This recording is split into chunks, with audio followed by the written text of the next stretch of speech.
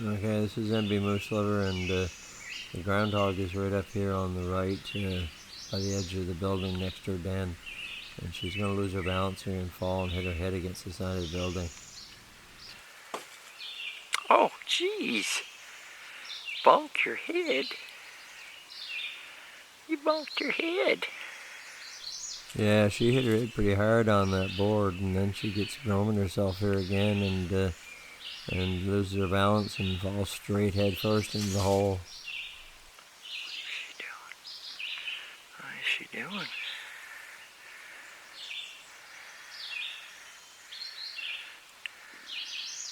Oh, and hit her head against the side of the building.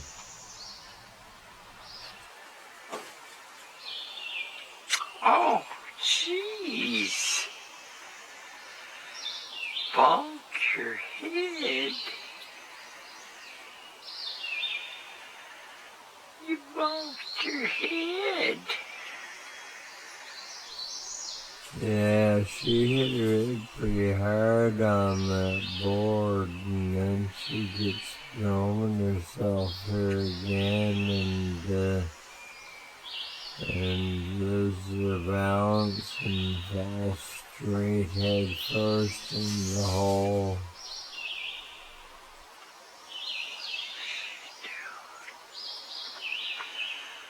What is she doing?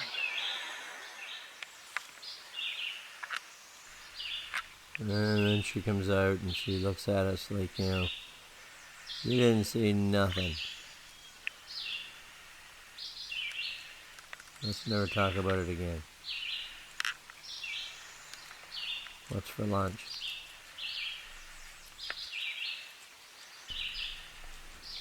I guess that's the hazards when you're grooming yourself right near your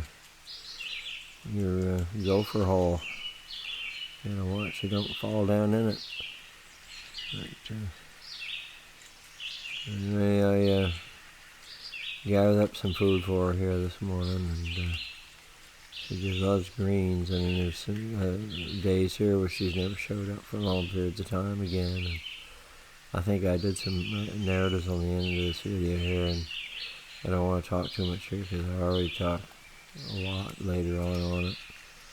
But it's just basically the same old story of just feeding her, and got her some of these little carrots here instead of the longer ones. These are like peeled carrots, fancy carrots.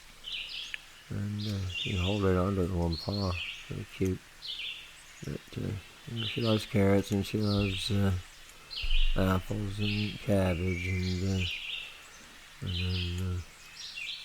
she loves dandelion. So I gather up a bunch there just to make sure that she gets enough of them, because they're better for her than this other stuff in a way that I think, especially with all the green, and they just probably have a lot more vitamins in them that you don't get in these cleaner vegetables like cabbage. And anyway, I don't want to talk over this too much because I've already I'm going to pick it up here pretty soon, where I actually had already did narrative when I was filming it, and which I like doing better anyway. Going back and doing it this way is just a little bit harder.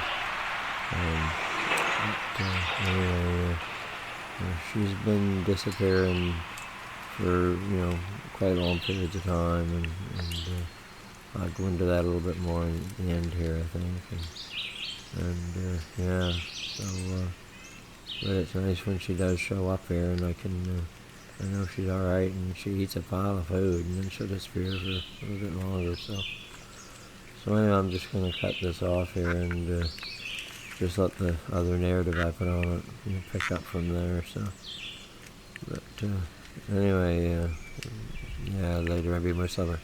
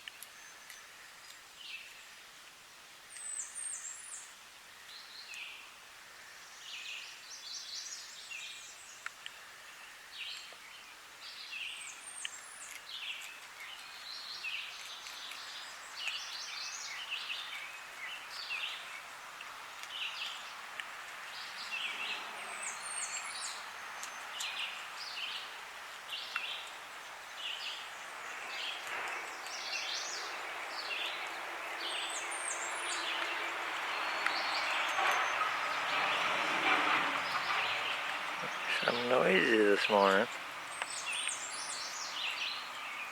I'm noisy.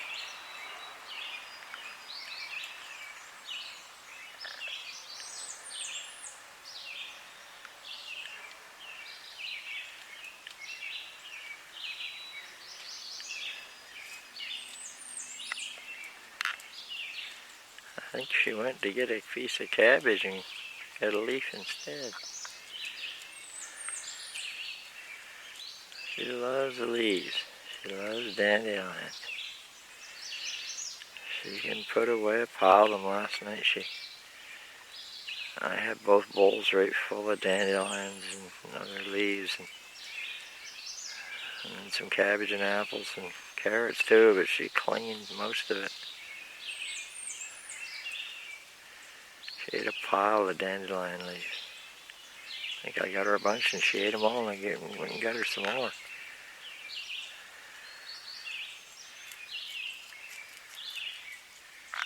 It's just fun watching her eat.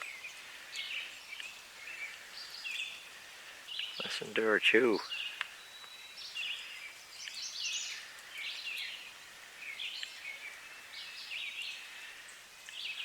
For a little groundhog, there ain't much to her, but she can pack the food away. Well, she does have babies in there, I assume she does. Spends a lot of time in the den.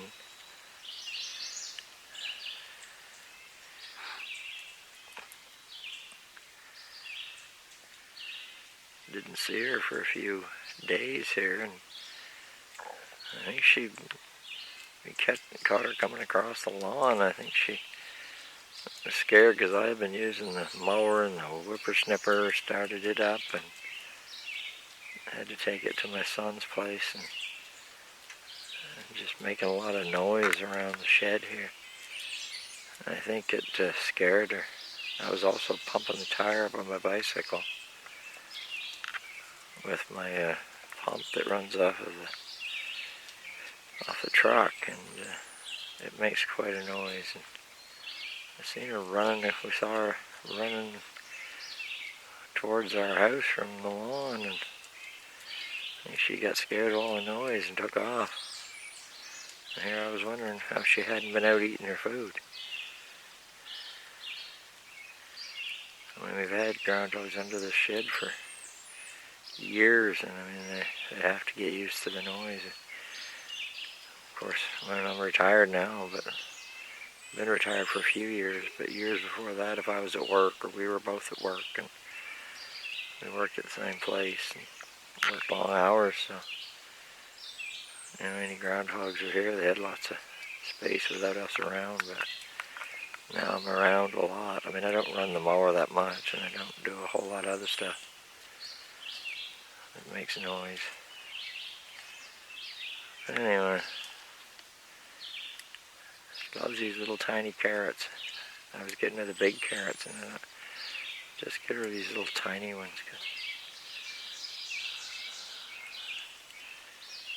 I'm not going to be buying her too much stuff here. I got to tone it down a bit because I don't want any babies to come out here and get used to me feeding her, because I don't want them following me around. I want them, they have to leave the nest, and I'm just going to let her fend for herself here after a bit. And I still pick her some dandelions, just so she doesn't have to spend as much time running around the yard because she gets so nervous. That way she can get back in the den and spend time with them. But at some point here, if I do see them stick their heads out, hopefully she'll just teach them to feed for themselves here.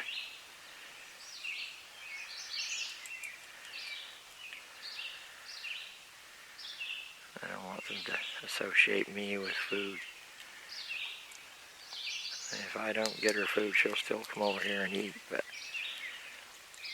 she seems to appreciate not having to run around for it, where she is so nervous. Anyway, I think I got enough video here. Just get a little bit to keep the story going here. looking for an apple down there at the bottom. That's what she's trying to get, an apple slice. Yeah. I'm kicking my butt here. Oh, another carrot. Kicking my butt here for the last couple of days because I come out here a couple of mornings ago, June 1st there, and basically was looking at the moon because it was a different purple moon or whatever it was, and it was like 4:30 in the morning, and it was down behind the trees behind my house, and it took me a while to even realize where it was, but I was standing in the driveway, and all of a sudden falling star or meteorite or whatever appeared just to my left, about halfway up, and the sky was just coming daylight right before it, just barely daylight, and the sky was just like a gray, and it was so close. It was just so close. I've seen falling stars before, but it was just so close. I had an awful itch there. Something stuck in your fur. Anyway, yeah,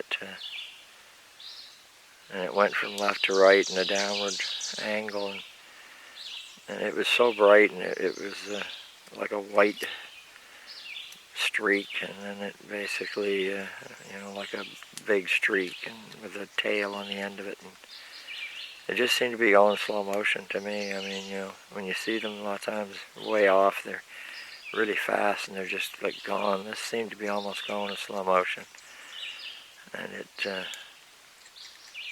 had a fireball right in the middle of the front of it, and then it would light up, and then it would go a little ways, and then like kind of die down, and then just before it disappeared, it glowed right out, just so big, and then just disappeared. And I never had my camera. I went out to look at the moon to see. I was going to try and videotape it, but when I realized it wasn't even where I could get at it, I